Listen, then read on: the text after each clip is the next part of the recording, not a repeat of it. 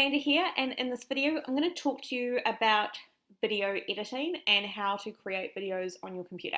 So this video is intended as a general guide to give you a understanding of the equipment and the software that I recommend that you consider using to produce really cool videos of you talking through your different program information or showing people how to do certain things. So first things first, I am going to jump into Google Chrome, and I'm going to talk about the actual equipment that I use to create videos. Now, first of all, I don't have a big beastie video editing machine. I have a MacBook Air, and I have a very old desktop, which is almost at the end of its life. So from, in the scheme of things, while it's nice to have a lot of power and grunt behind your videos, you can actually get away with doing it on a lower end model. However, I do recommend that you invest a bit of money in your equipment, because the faster it is, the quicker it is to process video and the better the quality. Now, once you've got a machine that you're happy with, you might find that you need a new webcam. Now, the webcam I recommend using is a Logitech. So I'm a big Logitech fan. And the reason I'm a big Logitech fan is because in a previous life I used to sell this equipment. It's very high quality for what you pay for. So compared to other brands where you'd pay a lot more money, you get the same kind of quality, but it's also something that will last a long time. So the webcam that I recommend is the C920, and the reason I recommend it is that it's a full HD, so it does your 1080p video, which all you need to know about that is basically it allows people to see high definition you, which is cool. And the other thing I like about it is that there are different filters that you can use on the camera. So one of the things is it kind of does like a soft focus, which makes me look like I wear makeup when I don't. But it's really good because it will actually adjust the light, and it's quite sensitive as well. So if you're in a lower lighting situation, it will brighten the picture. If you're in a bright light situation, it'll darken it. It also has a built-in microphone, which, while it's pretty good and is great for things like Zoom calls, what I do recommend having is a separate microphone. So this device, this digital camera is around $56, and you do get them on special, so you can check out JB Hi-Fi, or I have put the link in the comments below. So that is the camera that I recommend.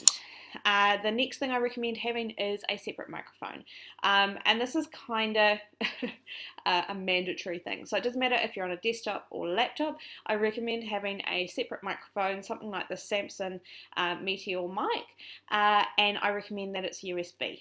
And the reason I recommend it's USB is a USB signal gives you a better sound quality than a 3.5mm plug.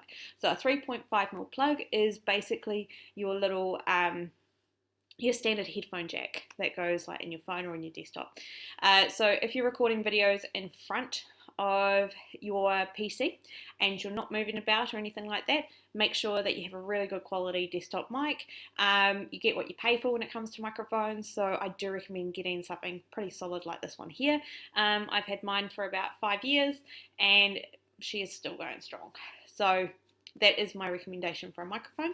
If you are going to be doing recordings with your moving around and you're using a digital video camera, then I do recommend using a lapel mic that just connects to your phone. So something a bit like this, and then you can use a software package like SoundCloud to record high quality audio. This is what Kath uses when she's doing her video in front of the camera and her brown paper.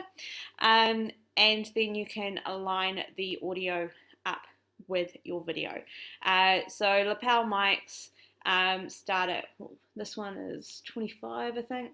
There's a whole different range of mics, so I do recommend having a good look through and trying a couple until you get the kind of quality that you want. So that is kind of the kind of hardware side of things. Once again, I have the links to both the microphone and camera that I use in the links of this video, so feel free to click on those and find out some more about them. So now that you've got your hardware kind of sorted, the next thing you need to actually do is do your video capture. Now there are 3 ways that I do it. Number 1 is using this application here called Screencastify. Now Screencastify is a plugin, as you can see I'm talking here, and it's capturing that information through the Samsung Meteorite, and I can select what internal, if I want to use the internal microphone or the external, and I can also choose whether I want to capture my webcam as well.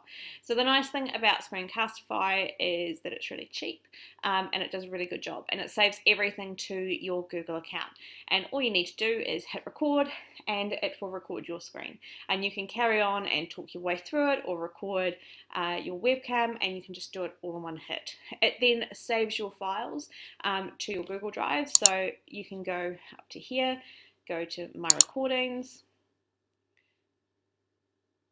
and it will pull up all of your recordings that are stored on your local Google Drive, which, as you can see, I have a fair few. And then you can download them, or you can do basic editing in the cloud. So you can choose a video and like this one here, and you can choose the editing option. So you can crop and trim, or you can edit it within your browser, and it will allow you to crop the video as well as kind of narrow down. So, you know, crop it as well as cut it and get rid of parts and attach it to different areas and bits and pieces. So it's a real simple application that you can use to quickly produce videos. Now Screencastify is a Google Chrome plugin, so you need to go to the Chrome store, and then when it comes up, Chrome store, web extensions, and you just need to look for Screencastify. Now there is a free version as well as one that you pay for. The free one does have a watermark on it, so I do recommend that you pay an annual subscription. It's not much, it might only be the equivalent of a couple of dollars a month. So that's a tool that I use to create videos, really good for sending people reports of things as well, because once it's stored on your Google Drive, so you go to My Recordings, you can click on a video and you can quickly copy the link and send it to someone very quickly and easily. So that's a really nice feature. Now the other program I use quite heavily is called Wondershare Filmora, and this is a bit more of a traditional editing tool, and what it allows you to do is basically grab video, like whether it's static, so this is a static image, or a video of Kath, and it allows you to crop it, get rid of segments. You can click on the video, you can adjust the color, the contrast, and do all sorts of things. So it allows you to get all the stuff that you've recorded on your screen using something like Screencastify, and basically go through and edit it into a nice video with transitions or whatever you want to do. The video package itself is about $70 for an unlimited license, and it's available on both Mac and PC. So that is the software package I recommend. So it's called Wondershare Filmora. It also has a free app that you can use on your phone to edit basic video as well. Now lastly, last thing I just want to cover is this website called Fiverr.com. Now if you want to create a really nice introduction, so something that's on brand that you can put at the start of every video or at the end of every video, then I highly recommend going to Fiverr.com. So that's Fiverr.com, and you can get someone from as little as, you know, $25 to create you your own intro or outro. Like this guy here does custom logo, animation, all kinds of stuff that you can use, and he starts at about $55 for a basic, which, trust me, is really cheap. And there's lots of other people on here that can help you create cartoons and all kinds of stuff. So if you want to start getting creative with some of your video content, then this is a really good site to use to find people that can help you with your editing.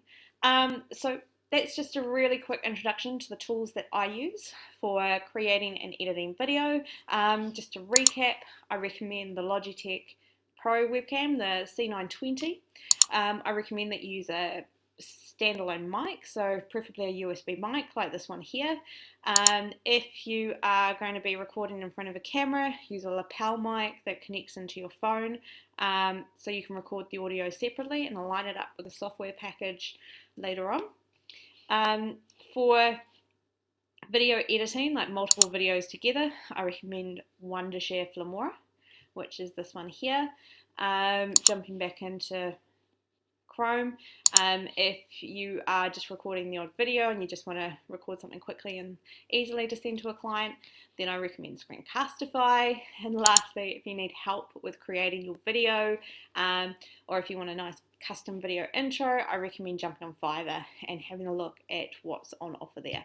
So if you have any questions about this video, please get in touch with us via the group. If you want to look at any of these products in any more detail, there are links in the comments. Thank you very much for watching, and have a great day.